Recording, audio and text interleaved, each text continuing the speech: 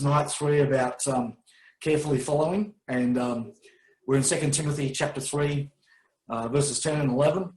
And just a bit of a very quick recap. Of course, Monday and Tuesday, I talked about what I see as the 7 stages or phases of developing the sons, and then we began talking about 10 things here that should be our focus, that we should pursue in relationship to a spiritual father in order to navigate those 7 phases towards becoming the kind of son that Timothy became. And so 2 Timothy chapter 3, verses 10 and 11, in the New King James goes like this: "You have carefully followed my doctrine, manner of life, purpose, faith, patience, love, perseverance, persecution, afflictions, which happened to me at Antioch, at Iconium, and at Lystra. What persecutions I endured, and out of them all the Lord delivered me." And so this is just 2 verses. It's just a long sentence, really. And yet, as we're discovering, there's just so much in the Word of God that the Holy Spirit is showing us. And of course, in this whole thing, it's about sons carefully following in the footsteps, if you will, or relationally or alongside their spiritual fathers. And that's what it means. Carefully following means to be near or alongside someone and to be going the same way with them. And so this is why it's about, sons walking with fathers, and these are the things that help us to, as we carefully follow these things, this is how we develop as sons. So, of course, we looked at doctrine, which is not just what's taught, but what's caught. We looked at way of life, which was Paul's life example to Timothy. He followed that. We looked at purpose, and of course, when we got to purpose, we saw that in the original Greek writings, it wasn't just purpose, but the purpose. And of course, it's about a proposal set before us, and we're invited to pursue it until it's fulfilled. So it's like an anchor into the future that draws us towards the fulfillment of our destiny. Then we talked about faith last night, the faith, and then patience, the patience, or forbearance, fortitude, or long suffering, and we talked about the love, which is the agape love of God, and of course the key to it last night was Hebrews 6:12, about imitating those who through faith and patience inherit the promises. And so we got talking a lot, didn't we, about cause and effect, and about pursuing the right things, so that instead of pursuing the outcomes, we pursue what produces the outcomes in God. So tonight we're going to look at the remaining ones, and so number 7 out of this list of 10 is perseverance, and so it's interesting because it says, and again, it's the perseverance. So it's the perseverance that Timothy observed Paul exercising in those particular cities and the things that they went through in those cities. Now, obviously, not everything that they did or encountered or experienced is recorded in the book of Acts or in the epistles, So there's some stuff that Paul's alluding to here that perhaps we don't actually know about, but that's not the point. The point is that Timothy was, living with Paul and the rest of the team. So it was a father with a whole bunch of spiritual sons, They were traveling together, they were ministering together, and Timothy developed as a son by observing Paul in specific ways in specific situations. And so Paul's saying here that he's talking about the perseverance that he demonstrated in Iconium and Lystra and Antioch. And so perseverance means this in the Greek. It means cheerful or hopeful endurance and constancy. Did you get that? Cheerful or hopeful endurance and constancy. In other words, perseverance doesn't get us down, Perseverance is not a cause, for us to become depressed or disheartened or discouraged, because actually the concept is that we're able to be constant and endure, because in it all we've got a hope which gives us cheer, which means it maintains our joy, And so this is what Timothy observed. He observed in Paul that he was persevering through things. But this is how he did it. He was consistent, constant, and he was hopeful and cheerful through it all. What an example Paul is as a spiritual father. These are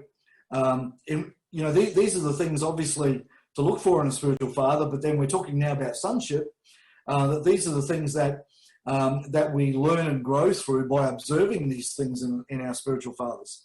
And so the ability to persevere, not just, scraping our way through, and not just with a whole lot of negativity or doubt or complaining or, reactions or criticisms or whatever else, but actually a constant walk, a consistent walk, and with hope and cheer. And so what a powerful thought that is, that this is how we persevere in the kingdom. And this is what develops us as sons, is when we can observe this and pursue this and follow after this and imbibe and embrace and apply this into our lives, that whatever we've got to persevere in, that we like our spiritual fathers, can be consistent, we can be constant, we can remain full of hope, we can actually maintain our joy through all of these things. And we've got people who are examples to us in that, so we're able to actually grow into it ourselves. All right, so then the next one is persecutions.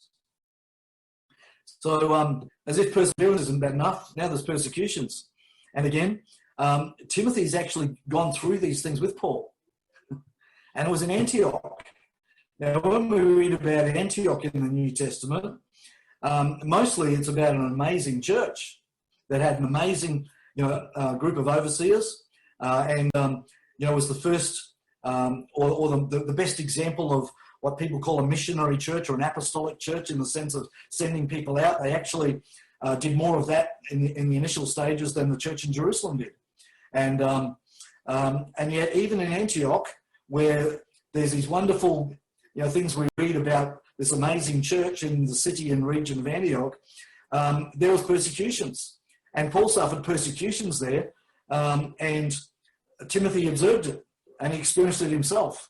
But also in Lystra, which is, remember in Acts 16, Timothy had a good reputation in Iconium and Lystra. And yet they experienced persecutions in both those towns and regions. And so in amongst it all, one of the things that was part of the process of Timothy developing to become the son that he became, in other words, what I call a brother son, one of the things that he carefully followed was how Paul dealt with the persecutions that they experienced, and specifically in those three towns or regions, and specifically what they actually had to go through there in the context of persecution. So it's the persecutions, and it's specifically to do with those towns or regions and what they went through. So, but the word persecutions is, in the Greek, it's pretty interesting, because it's not what you might think. It actually means to be pursued or hunted down, and then also to experience the sense of threat, knowing that there's somebody or there's a group of people out there who are doing this. So if we think about Paul as one of the persecutors when he was named Saul, before he had the Damascus Road experience, this is exactly what he did. Persecutions is not just throwing them to the lions. Persecution is actually what happens before they get to the arena. And then what happens at the arena, because it's the sense of being threatened, and having to actually overcome the fear and the apprehension and all those kind of things that goes along with this widespread threat, that because I'm a Christian, well, there's somebody who's after me. And this is what the early church actually lived with. And so I have to say, if we think that COVID-19 is bad, we're softer than we think. Because firstly, these guys, the early church lived under this constant threat because there were people who were actually hunting them down. What an interesting thought. That's what the concept of persecution is.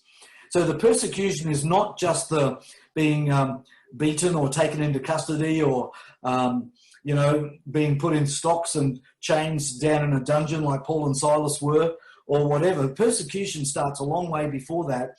It starts with the threat of being persecuted in that way and knowing that there is, there are forces out there that are actually hunting us down, and wanting to inflict certain things upon us. And so, Paul actually was able to rise above this, He was the one who inflicted it, before he encountered Christ, but then he became one who overcame it. And this is what Timothy observed. And this is what Timothy pursued. He pursued this ability to maintain his mindset and his state of heart, regardless of the threats and regardless of the knowledge that believers were being hunted down, and they could be as well, and regardless of what that could mean if they were found, And so when we read in the book of Acts particularly about how that, there were flash mobs, not like the flash mobs of today, but flash mobs because, because Paul cast the spirit of divination out of a girl and destroyed an economy, or a whole bunch of other things, that happened. Really we're seeing the tip of the iceberg. What we're seeing is that Paul refused to hide. Despite all the threats, despite knowing that there were people everywhere hunting Christians down, and he had previously been one of them, so he knew exactly, what was happening out there. And despite all of that, he maintained his public ministry, if you will, but not in the sense that we talk about. He was out in the middle of the town in the marketplace. He was preaching boldly and courageously. He was challenging the status quo. He was even preaching there's another king, as it says in Acts 17, and challenging Caesar's right to be called a god. He was preaching insurrection, and the persecutions were not just because the Jewish religious authorities wanted to shut down the apostles and the believers, but when it went beyond Israel, the persecutions also in Israel, but beyond Israel, it was primarily because the gospel of the kingdom actually was treasonous in the Roman Empire.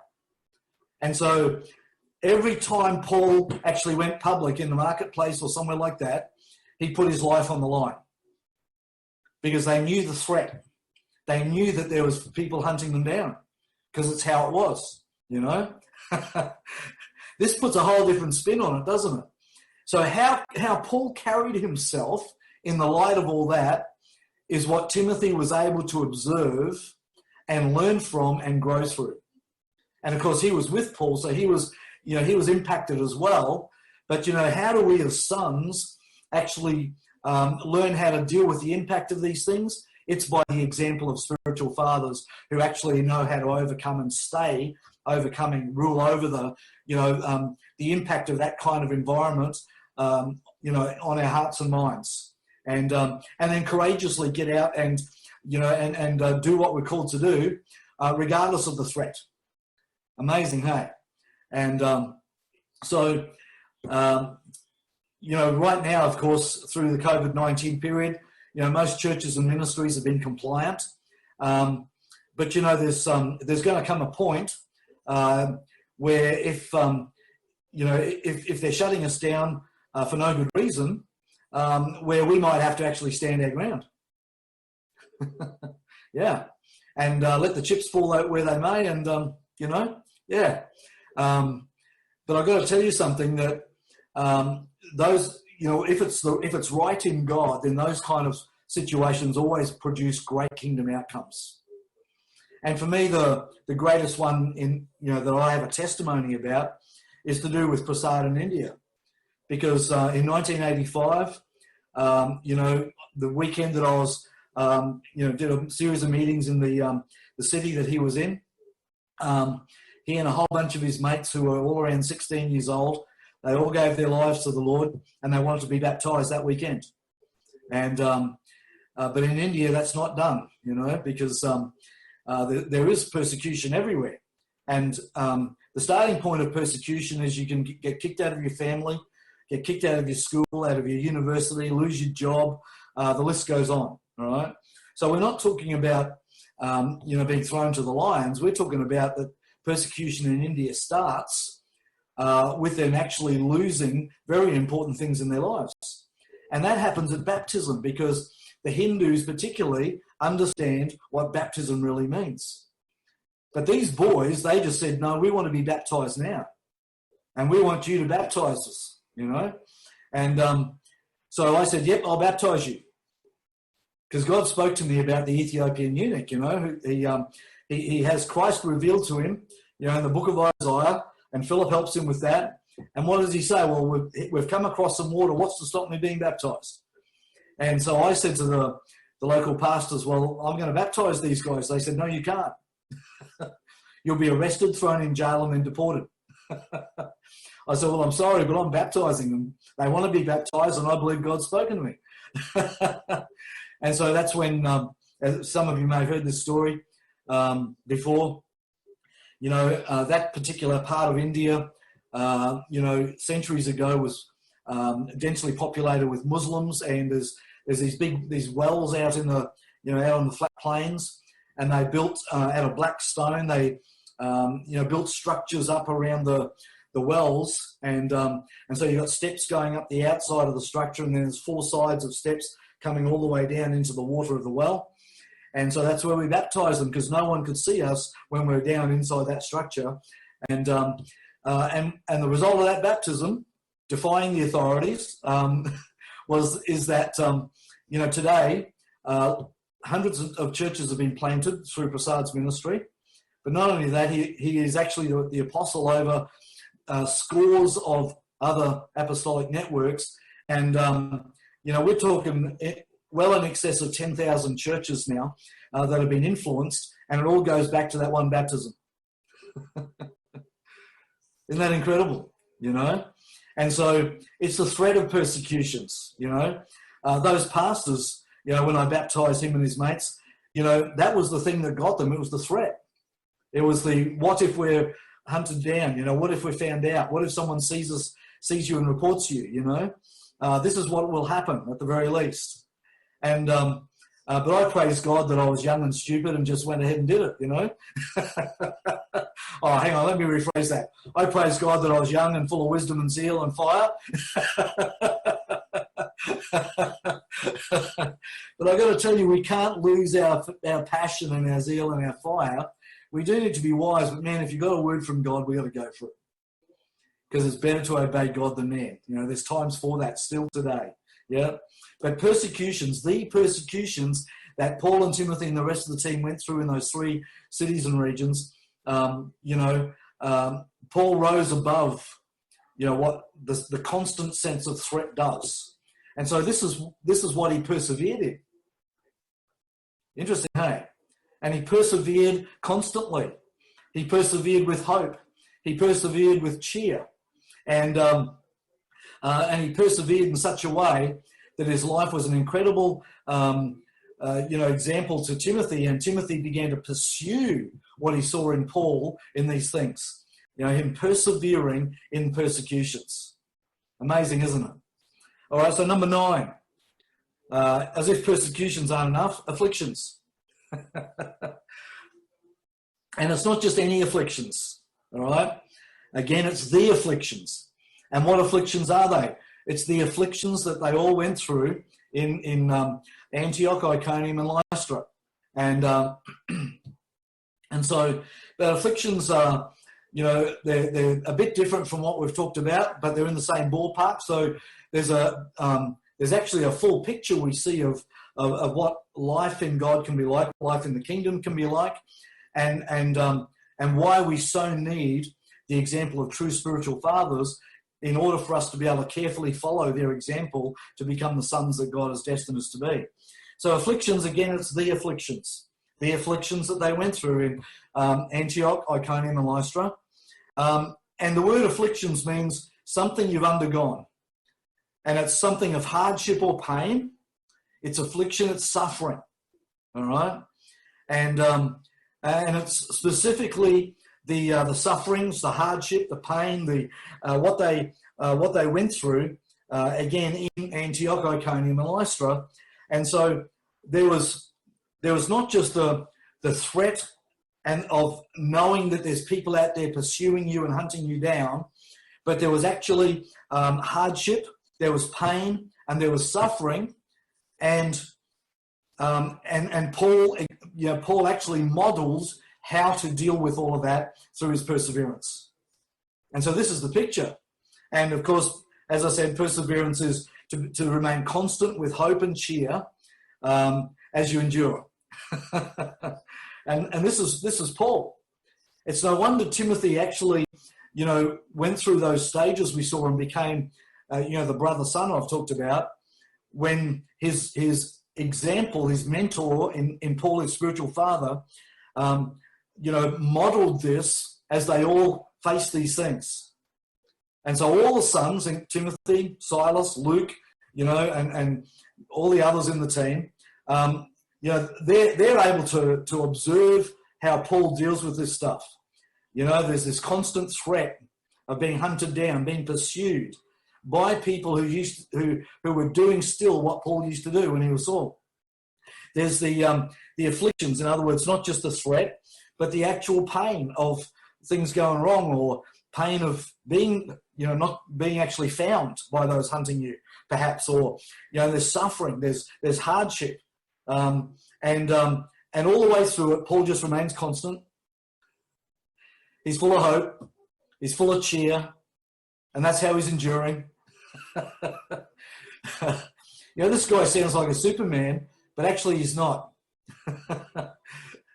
he just knew who he was in God and who God was in him.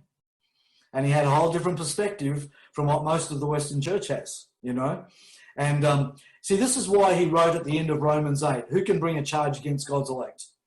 Who will condemn? Who will bring an accusation? What can separate us from the love of God? Because see, he was on a whole different plane altogether. And so young Timothy, who's in his early 20s, he's actually in the middle of all of this, but all he can see, according to Paul, is how Paul handled himself through all this.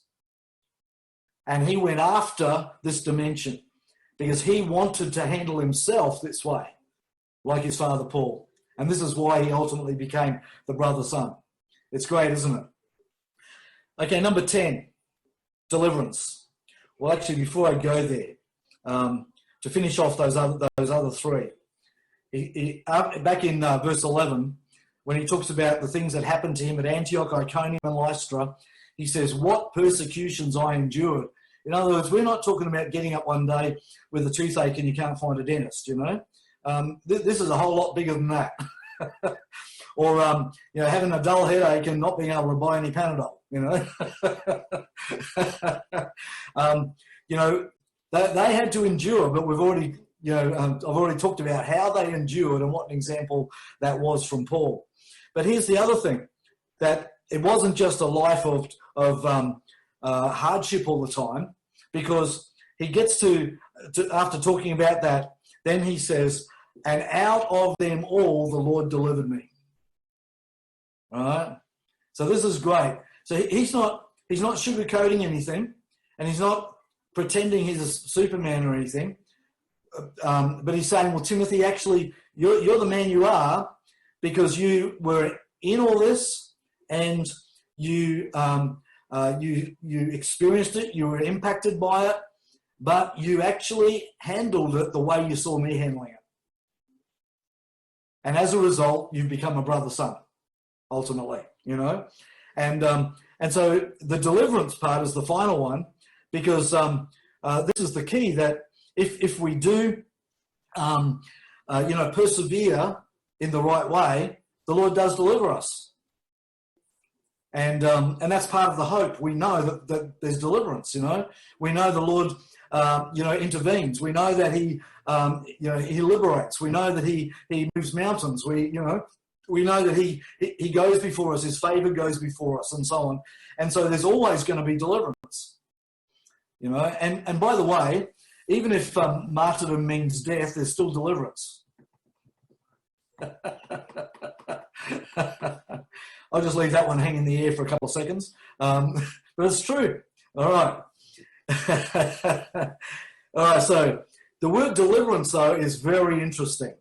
Because when we think of deliverance, we either think of, casting a devil out of someone, or we think of, the prison doors being opened, the captives being set free. But the word here that Paul uses is fascinating because it actually means a current, not the fruit, the other current. Yeah. It means to flow like a torrent of water. It can mean a rush.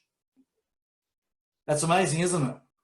So I think this actually equates to, the suddenlies of God. Because this is not just a process where, we go back to court time and time again until we win all the appeals and we're delivered, This is that there's a rush, a torrent of water, if you will, or a really strong current that actually sweeps us away from that situation, And again, I've got a personal experience and testimony that kind of might, be a good example in this or a good illustration. When I was 5 years old, we lived in a place called Yangaroo in Papua New Guinea, and we had a creek down behind the mission station, and there was kind of a cliff, down to the creek from our side of it, and on the other side, though, it was just a gentle slope out of the bank of the creek, and it just sort of rose up gradually to what was then the airstrip where the light planes used to come in. And so, but we had this bit of a walkway down the cliff to go swimming down in the creek. Anyway, it was middle of the wet season, so every afternoon and night there's huge thunderstorms and rains and all of that. And we all knew that the creek was going to flood sometime, But this particular day, I was down there swimming in the creek, and I was down there with our, the guy who worked in the house, for my mum, and he was kind of, there just to observe and make sure nothing went wrong. But all of a sudden I heard thunder again, except there was something wrong with this thunder. It just didn't sound right. And as a 5-year-old boy, I just had no idea what the sound really was I was hearing until suddenly I'm swept away by a wall of water. And the thunder sound was actually the huge boulders in the creek being rolled over by this torrent, this violent torrent of water that actually had come from the mountains and was about 1 metre high, this wall of water. And I'm just swept away. And so the guy who worked in our home and who was down there with me, thank goodness he was there, because he's running down the bank. Unfortunately the creek sort of took a bit of a turn and he was able to grab me and pull me out. But I nearly drowned that day. I took a lot of water in. But that torrent of water, that wall of water that just swept me away, that's kind of, what it's talking about here in the word deliverance.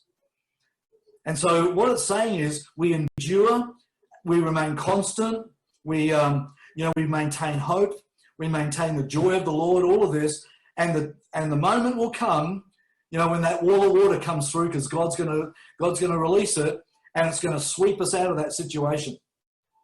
Now, think about another example. In Philippi, where Paul and Silas are down in the dungeon in stocks and chains, and at midnight. Why? Because there's something about them, the after midnight times in the night, when it comes to the things of the Spirit. And at midnight they're praising God, and they're just cranking up a storm in the Spirit. And what happens? The whole place gets shaken by a massive earthquake, and all the doors of the prison fly open. Same kind of thing, hey? Suddenly they're totally freed. Yeah. And so Timothy has not only gone through, been able to progress through the seven phases, if you will, to becoming a brother-son, because of, watching Paul, how he handled afflictions and persecutions and how he persevered. But he also, in amongst all of that, he saw the supernatural intervention of God, which at times was like a torrent of water that just came and swept them out of whatever the bondage they were in, or swept them away from whatever threats they were under, And there's many accounts of when, Paul and his team got out of cities. And this is exactly what it's talking about. And specifically here, of course, this is not the deliverance. The word "the" is not in front of the word here. But that's okay, because it's this whole thing is about that Timothy's seen both sides of the coin with Paul, his spiritual father. He's seen how he's carried himself through the persecutions and through the afflictions, but then he's seen the deliverance come. And what a great thing that is, And the thing is that we need to actually know our spiritual father's testimonies. Did you get that? Yeah. And it's one of the reasons why I talk about, stuff that's happened over the years, because I see it in here that, sons need to know the deliverance that their spiritual fathers have experienced. They also need to know the afflictions and the persecutions. They also need to know how to persevere. They need to know these things, but they sure also need to see the deliverance. And they need to see it they need to see the supernatural intervention of God that's like a torrent of water just sweeping us out of the situation. Yeah. And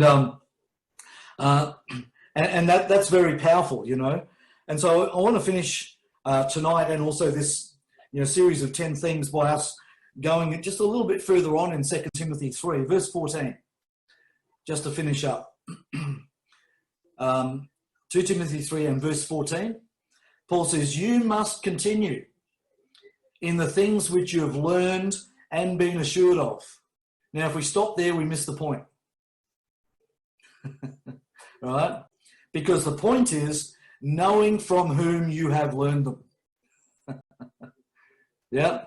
So this is Father Paul talking to son Timothy, and he's saying, "Timothy, my son, you must continue in these things. The things that brought you through these 7 phases to become a brother, son, these are the things you must always continue in. You must continue to observe these things. You must continue to pursue them. You must continue to carefully follow my example, no matter how mature you are." And here's the reason that it's so important, because of who has taught you these things, whose example it is that shaped your life. And, over the years, we've missed this stuff.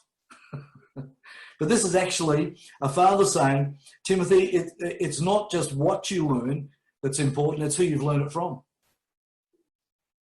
Amazing, isn't it? And this ties right back in to the concept of doctrine, where we started these 10 things, which is not just instruction, it's not just teaching, it's actually the life example, as well as the verbal teaching, And so what we have here is Paul saying the things you've learned and been assured of, all right? He's saying you've got to continue in those things. What you've learned, you've got to continue. The things you've learned by catching it, the things you've learned by hearing it, all of that. But the most important thing is that you've got to continue in these things because of who it was you've learned these things through. And it was through his father. And here's the thing, for all of us, when we look back to our childhoods, what was important, it wasn't just important what we learned. What was important was that it was our parents who taught them to us. And we all have memories of how we learned things, but also of who we learned things from. And often our memories of our parents are that we learned certain things from them. And this is what Paul's talking about. He's saying he's actually reinforcing the relationship here. He's actually saying, "Timothy, you might be over there in Ephesus. You might be having a bit of a tough time, but don't forget You've learnt all these things and you've become the brother son. And the reason is because of our relationship and because of the impartation and the flow of grace and whatever. You've learnt them differently because you've learnt them from me, not just learnt them in a seminary or in a classroom or something, but you've learnt them in the context of the Father in grace. What an amazing thought. And this is actually, again, this ties up these processes of us, going through those 7 stages to become the kind of son Timothy became.